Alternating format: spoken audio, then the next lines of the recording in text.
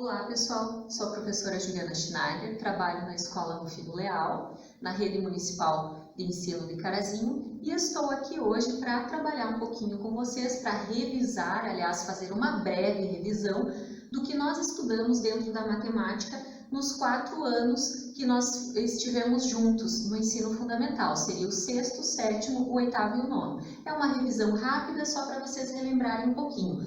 Temos as temáticas dentro do ensino da matemática, que entra os números, a álgebra, a geometria, a probabilidade estatística, grandezas, né? E de cada uma eu vou puxar algum tópico para que a gente possa fazer essa lembrança, para que a gente possa levar isso para essa nova etapa que nós estamos indo, que seria o ensino médio, tá bom? Então, vou começar com vocês pelos números, a temática números. Dentro dessa temática números, nós temos vários tópicos, né? Mas eu vou começar pelo conjunto dos números naturais, tá? O conjunto dos números naturais. Ele é representado pela letra N, ele começa no 0 e ele vai até o infinito, certo?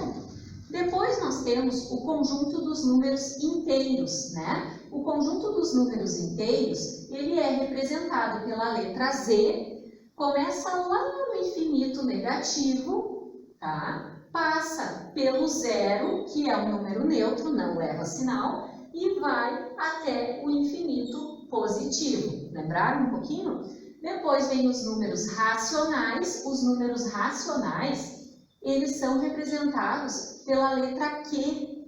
E dentro dos números racionais, nós temos todos os números naturais, todos os números inteiros e os racionais, que seriam aqueles fracionários, os números que podem ser escritos em forma de fração, por exemplo, 3 sobre 1, as raízes exatas, por exemplo, raiz de 4, que dá 2, ou ainda os números que são dízimas periódicas, aquelas dízimas, né, que são números decimais com vírgula, então, né, infinitos, onde o período se repete. Dentro dos números racionais, todos esses números aqui podem ser, então, positivos ou negativos, certo?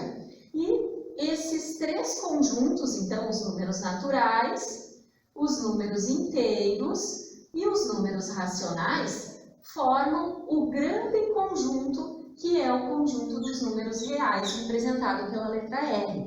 Mas tem um último conjunto, o conjunto dos números irracionais, que é representado pela letra I. Lembram disso? Os números irracionais têm duas possibilidades de ser racional. Uma é quando o número ele é uma dízima não periódica, ou seja, né, um número decimal que não se repete depois da vírgula, ou uma raiz que não tem resultado exato, por exemplo, uma raiz de 3. Somente nesses 2 casos nós temos os números irracionais. Se não for nenhum desses 2 casos, ele está dentro dos outros conjuntos, os números, certo, pessoal? Dentro do conjunto dos números naturais, então, nós temos 6 operações, que são as operações básicas. A adição, a subtração, que é a operação contrária da adição, né, a operação inversa, a multiplicação, a sua operação inversa, que é a divisão, a potenciação com a sua operação inversa, que é a radiciação. Então, a adição, né, o ato de somar, de juntar, a subtração, o ato de subtrair, o ato de tirar, né, pessoal?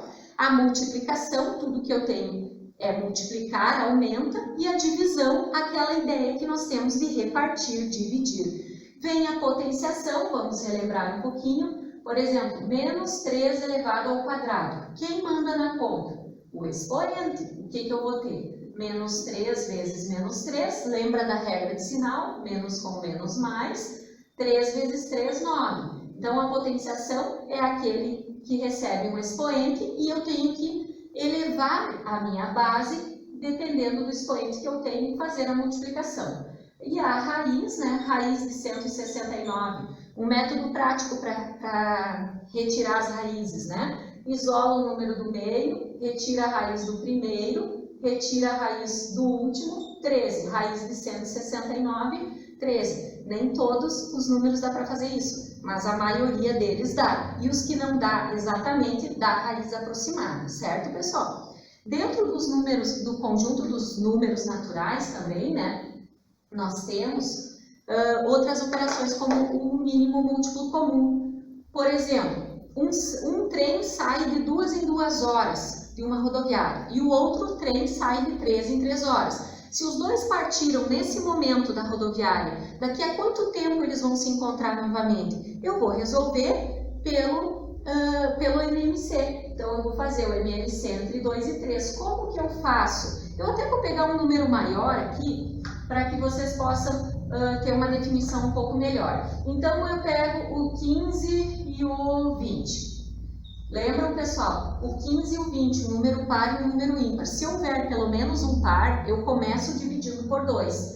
15 não dá para dividir por 2, então eu copio. Mas o 20 dá para dividir por 2, ó, eu faço a divisão, que dá 10. Divido por 2 de novo, porque ainda tenho um par. E 10 dividido por 2, 5. Agora percebam, só tenho números ímpares entre os critérios de divisibilidade.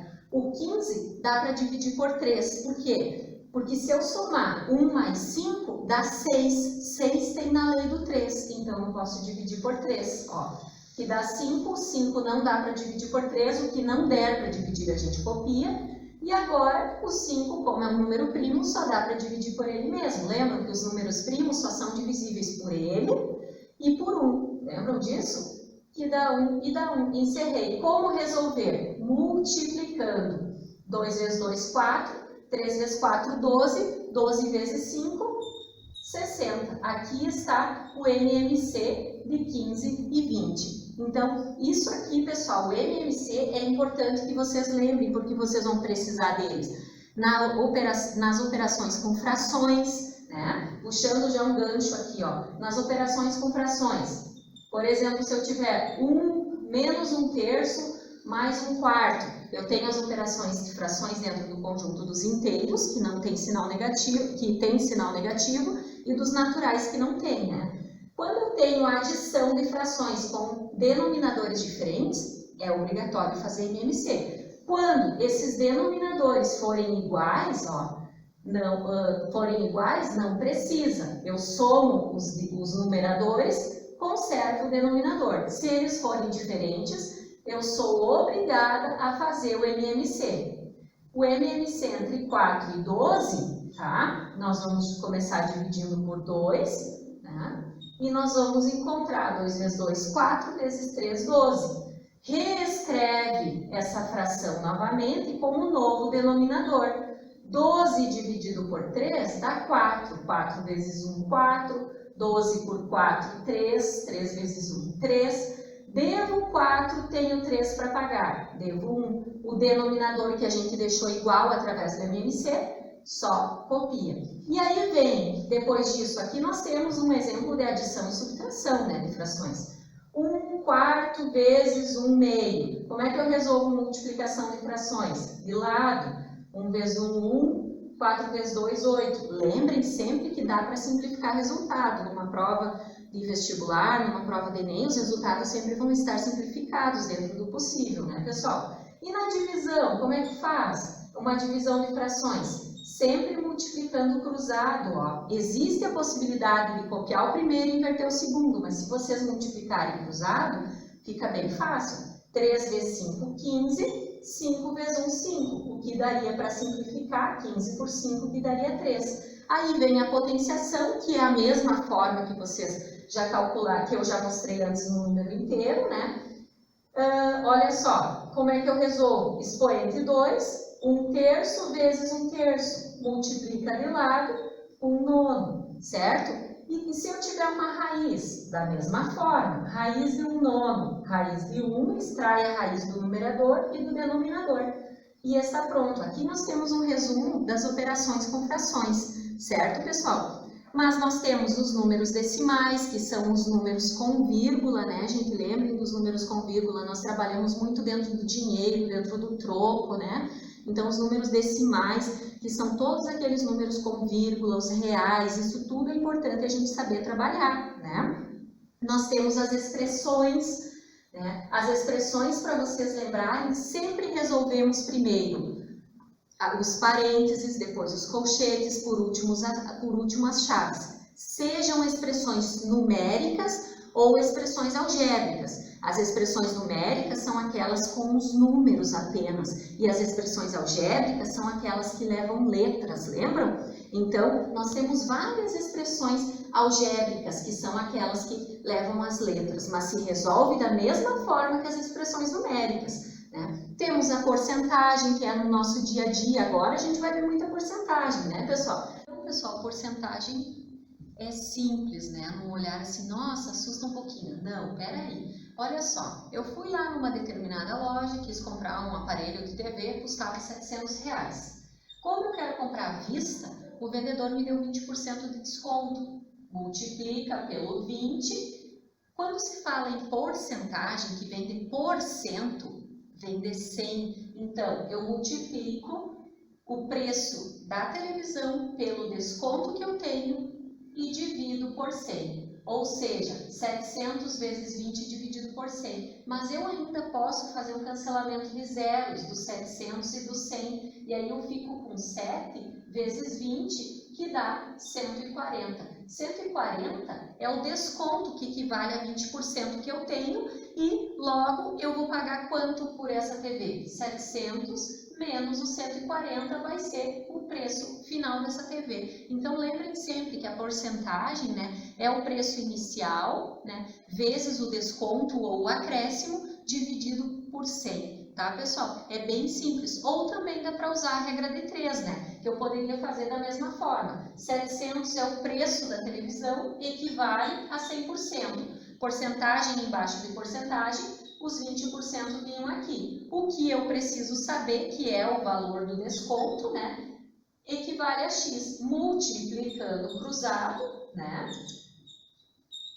eu vou ter 100x igual a 14.000. Cancelo os zeros, logo x igual a 140. Olha só, o resultado deu o mesmo, mas aqui nós temos uma regra de 3. Lembrando que na regra de 3, o total, o preço total, se eu tiver em termos de valores, ou eu tiver quantos alunos tem na sala, né? O número de alunos na sala equivale a 100% da turma, né? O valor de uma mercadoria equivale a 100% do valor dessa mercadoria. Então, isso é porcentagem, tá, pessoal? Lembrem sempre disso, né? Passando agora para a temática de álgebra, né? Vamos cair um pouquinho aqui nas equações. Nós aprendemos as equações de primeiro grau. Por que uma equação é de primeiro grau? Porque o expoente do x é 1. Então, aqui nós temos uma equação do primeiro grau para descobrir o valor de x. Sempre isolamos o x, número todo para a direita, né? Lembrando que a gente passa, quando passar por lá essa cerquinha aqui, ele muda de operação. Existe uma outra forma também, que é a forma compensatória, né? Mas que não vem ao caso agora, tá? Porque nós precisamos de uma revisão. Então, x igual 3 menos 1, 2. E existe a equação de segundo grau. A equação de segundo grau é aquela que nós estávamos aprendendo no 9º ano, né? É a equação que leva, tá, um expoente, que seria o quadrado, né, mais uma equação de primeiro grau, ó, junta, certo? Um expoente ao quadrado com um expoente na 1 e nós temos uma equação de segundo grau. Como resolver uma equação de segundo grau? Através da fórmula de Bhaskara. A fórmula de Bhaskara, menos b mais ou menos raiz de b ao quadrado menos 4 vezes a vezes c, tudo isso dividido por 2a. Nós podemos transformar essa parte aqui dentro da raiz em discriminante, né, que fica mais fácil de resolver, e resolver essa fórmula não toda junta, né? A gente pode desacoplar ela. De que forma, prof? Primeira coisa, para resolver uma equação de segundo grau, retira o a, retira o b e retira o c da equação. O a é sempre aquele número que está do lado do x ao quadrado. O b, inclusive com um sinal, é sempre o que está junto com o x. E o c é sempre aquele termo independente, que não precisa de x para existir. Temos os valores dos coeficientes, que se chamam coeficientes, aplicamos a fórmula. x igual a menos o b. Onde tiver b, nesse caso, eu vou colocar menos 6. Lembrem que o 6 tem um sinal negativo e a fórmula também. Mais ou menos raiz de b ao quadrado menos 4 vezes a vezes c dividido por 2 vezes a. O que a gente fez? Trocou os coeficientes no lugar das letras. Isso aqui é lá no 7º ano, no 8º ano, desculpe, a gente aprende no valor numérico, trocar as letras pelos números. E é isso que a gente fez. Então, uma série, um ano puxa o outro. X igual, menos com menos dá mais, né? Não precisa aparecer esse mais ou menos. Menos 6 ao quadrado, menos 6 vezes menos 6, 36. Menos 4 vezes 1, 4. 4 vezes 8, 32. Sobre o 2 vezes o A, que nesse caso era 1, 2. Logo, eu tenho x mais 6 mais ou menos 36 menos 32, 4 sobre 2. Agora é a hora. Se é uma equação do segundo grau, tem que ter duas raízes. Por quê? Porque na equação de primeiro grau a gente tinha uma raiz só. Então, mais 6 mais ou menos raiz de 4, 2 sobre 2. Vamos abrir o x' ou x1, como queira. 6 mais 2 sobre 2. 8 sobre 2, 4. X, duas linhas. 6 menos 2 sobre 2. 4 sobre 2 igual a 8. Logo, meu conjunto de solução é 4 e 2. E eu acabei de resolver uma fórmula de Bhaskara que vocês vão precisar levar para o ensino médio, pelo menos uma noção na retirada de coeficientes, já tiveram contato com a fórmula, certo, pessoal? Isso também entra na álgebra, né? Nós temos também, pessoal, a questão de geometria. Lembram dos ângulos? Ângulo reto, aquele ângulo que forma 90 graus, são duas perpendiculares, né? Formando um ângulo de 90 graus, né? Ó, aqui nós temos um ângulo reto. Os ângulos que forem menores que 90 graus, né, a gente chama de ângulo agudo. Um ângulo maior que 90 graus, a gente chama de obtuso.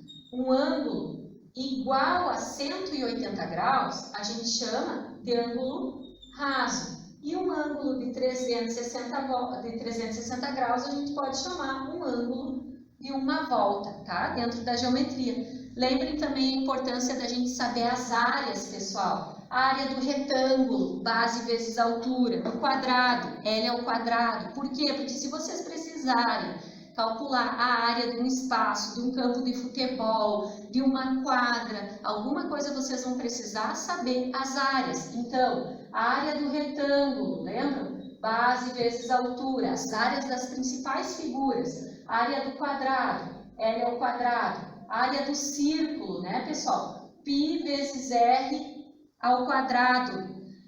A área do paralelogramo, né? Base vezes altura. Por quê? Porque se eu tirar esses cantinhos aqui, ó, ele forma um retângulo. Então, percebam que a área do paralelogramo é igual à área do retângulo, né, pessoal? A área do triângulo. Base vezes altura dividido por 2. Então, aqui temos as principais áreas que vocês precisam lembrar para ir para o ensino médio, certo, pessoal? Então, já falamos sobre a porcentagem, né?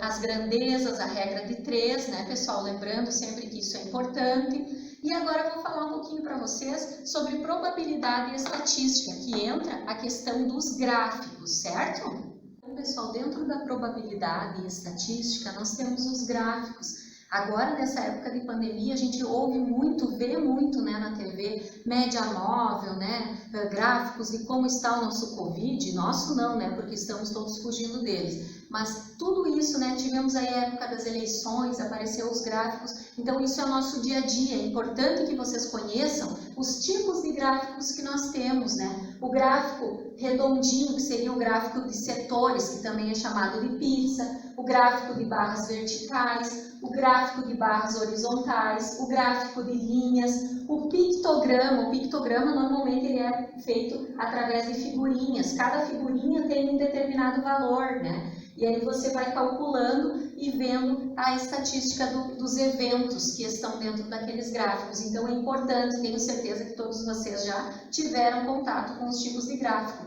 Probabilidade. Qual a probabilidade de eu pegar um dado que tem 6 números, né? 1, 2, 3, atirar esse dado e o dado cair com o número 3 para cima, né? A probabilidade é 1 em 6. Por quê? Porque só tem uma vez o número 3 e tem 6 números no dado. De eu abrir uma gaveta e pegar uma meia preta, sendo que tem 3 pretas e 4 azuis, né? Então, a probabilidade de eu pegar a meia preta é 3 em 7. Por quê? Porque tem 7 pares de meias dentro da gaveta e eu quero só uma preta.